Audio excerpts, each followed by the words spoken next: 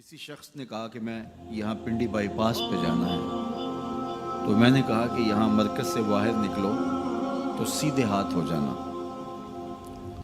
वहाँ आगे main road आ जाएगा तो उससे दाएं हो जाना, कुछ फासला काटोगे तो आगे बाईपास होगा।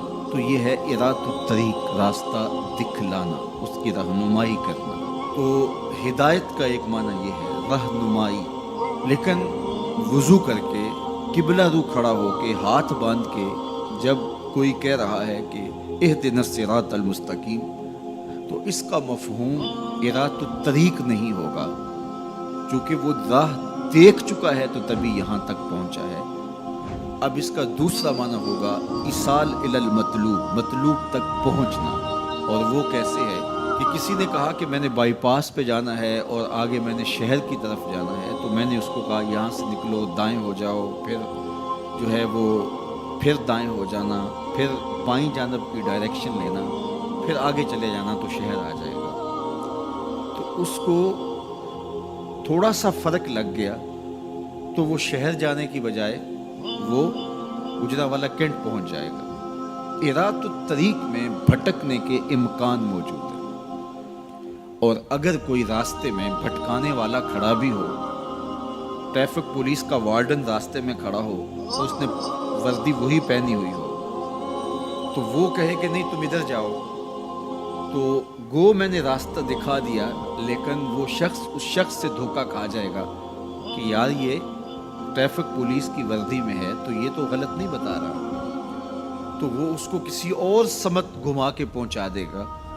अब रास्ता अगर सिर्फ दिखलाना ही मंजिल तक पहुंचने की ज़मानत होता तो लोग रास्ते से भटकते ना, क्योंकि रास्ते में एक जाली वर्दी पहने खड़ा है जो लोगों के रास्ते ख़राब करता है, और उसने अल्लाह की हुजूर, अल्लाह की इज़्ज़त की कसम करके कहा था लअक़उदन्ना अला सिरातिकल मुस्तकीम, मालिक तेरी तरफ जो सीधी राह जाती है मैं उस रास्ते पे खड़ा हो जाऊंगा और तेरे बंदों को तेरे तक नहीं पहुंचने दूंगा, दाएं बाएं भटका दूंगा।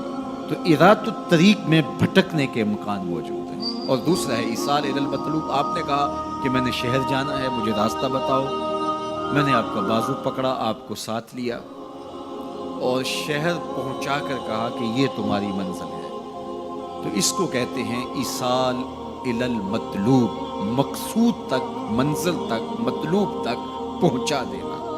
तो इहदिनस सिरातल मुस्तकीम में बंदा अल्लाह से मंजिल तक पहुंचने का मुतालबा करता है, रास्ता देख चुका है लेकिन फिर भी कहता है मालिक मैं चलूँगा तो शैतान रास्ते में खड़ा है, मेरी राह मार देगा, तू करम कर, दस्ते करम बढ़ा और मुझे मंजिल तक पहुंचा दे।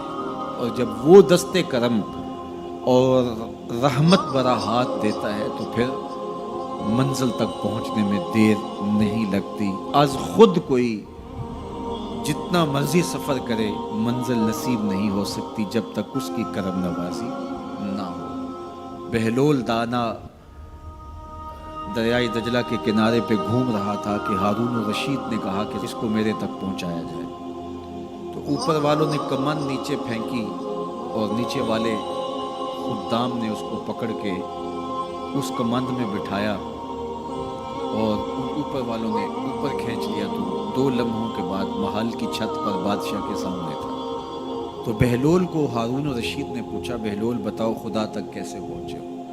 तो बहलोल ने मुस्करा के कहा बादशाह जैसे आप तक पहुँचा।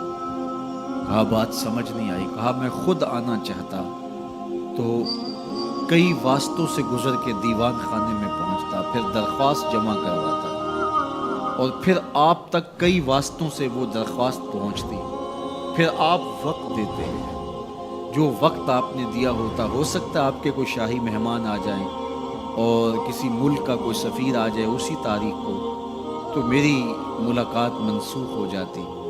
मैं चाहता तो महीने साल लग जाते, मुलाकात होती ना होती, और जब आपने चाहा है तो 2 घड़ियां भी नहीं लगी। तो कहा कि इरातुत तरीक नहीं, रास्ता तो देखा हुआ है, सुझाई दे रहा है, लेकिन कहीं शैतान रास्ते में हमारी राह ना मार दे, हम खुद थक के ना बैठ जाए और रास्ते की पेचीदगियां हमें कहीं किसी और समत ना ले जाएं, تو مالک کرم فرما، دستے کرم بڑھا اور ہمیں منزل تک پہنچا دے۔ تو جب یوں سوال کیا تو جواب کیا آیا، صراط الذین انعمت علیہم۔ تو یہ سائل کے سوال کے اندر ہی جواب ہے، فوراً اس کے لبوں پہ یہ سوال جاری کر دیا گیا جس میں جواب ہے، مالک ان لوگوں کے راستے پہ چلا جن پر تیرا انعام ہوا۔ اور اللہ کا انعام کن پر ہوا؟ انبیاء پر، صدیقین پر، شہداء پر اور صالحین پر۔ اس طبقے پر اللہ تعالیٰ کا انعام اور اس کی کرم نوازیاں نازل ہوئی۔ تو کہا اگر تم میرے تک پہنچنا چاہتے ہو تو انبیاء کے راستے پہ چلو، صدیقین کی راہوں پہ چلو، صالحین اور شہداء کے راستے پہ چلو، تمہیں منزل نصیب ہوگی۔ یہ وہ خوش نصیب لوگ ہیں جو میرے تک پہنچے ہوئے ہیں، اور جب تم ان تک پہنچ جاؤ گے جو خدا رسیدہ ہیں تو تم بھی منزل تک پہنچ